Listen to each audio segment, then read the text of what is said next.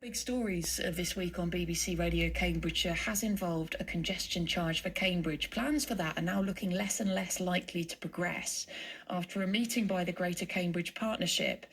Amended plans were put forward 2 weeks ago, proposing charging in peak times only and a whole range of discounts.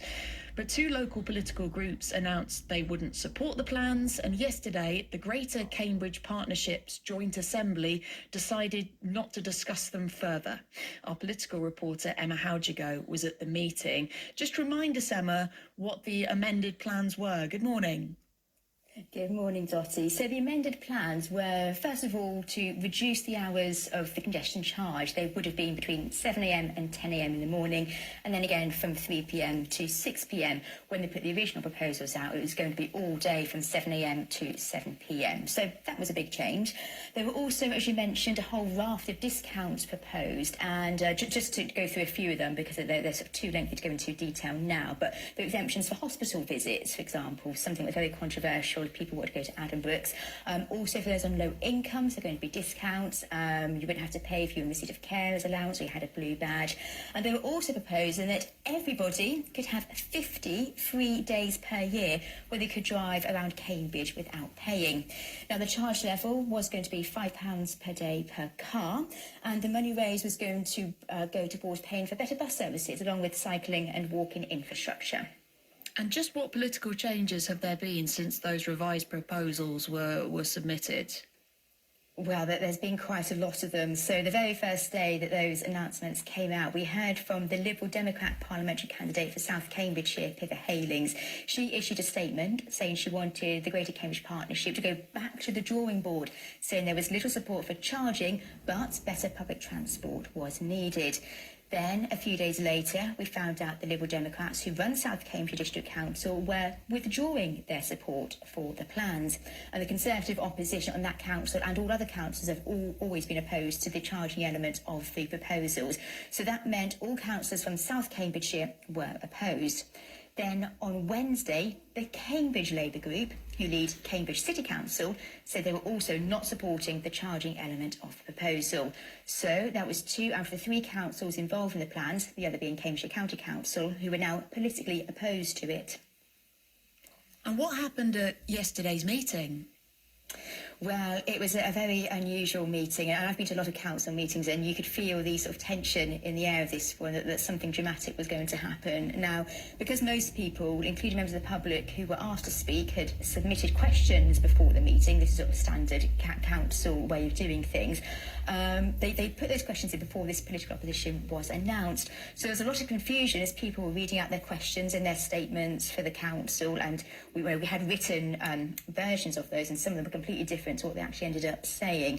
And ordinarily what happens after that is the Joint Assembly, who are appointed by the 3 local councils, business, community and the university, they would all sit around and discuss it and debate it and go through some of the points that have been made and make some recommendations going forward. However, because of the announcements from the political parties in the previous days, the chairperson, Councillor Tim Bick, asked the Assembly members, is there actually any point discussing it? Because we know there's no political will for this to go forward. And he went round and asked each of the Assembly members in turn whether they wanted to vote to go ahead and discuss it. And it got very heated. Most people said, no, there's no point discussing it. Let's not do it. And it did get very heated and very emotional in the room. At one point, Councillor Heather Williams, who leads the Conservatives at South Cambridgeshire District Council, she actually started crying as she talked about the emotional toll the process has put on all councillors from all sides of the argument and on officers as well. A lot of them have faced some very personal attacks at times. And there was a small moment of emotional support from Councillor Naomi Bennett. She leads the Green Party at City Council. She was sitting in the public seats, and as Heather started breaking down, she actually walked across and handed her a pack of tissues. The hostility towards those who support it, those who are against it, has been immense and has been awful. It has stifled debate. It has led people to feel that they cannot safely express their view, or that they are welcome to express their view, and I have felt that in our meetings. So a plea that when going forward to be open-minded and to consider the emotional impact of our decisions, not just data. We are human beings, whether you are pro or against. Conservative councillor Heather Williams there. Emma, what happens next? Is this the end of the line for a congestion charge for Cambridge? Well, the papers will still go forward to the Greater Cambridge Partnership Board meeting on the 28th. This is just a very procedural thing at the GCP. The Assembly are asking for more information about the costs of not proceeding with the plans, especially on the projects that have factored in the Sustainable Transport Zone into its plans. And they will also ask for the information gathered to be used in other projects that look to reduce traffic in the city. The consultation on its own costs over £300,000. So even if the congestion charge doesn't go ahead, they want that consultation to be useful for something. There's a lot of data gathered in that. And is this the end of the congestion charge?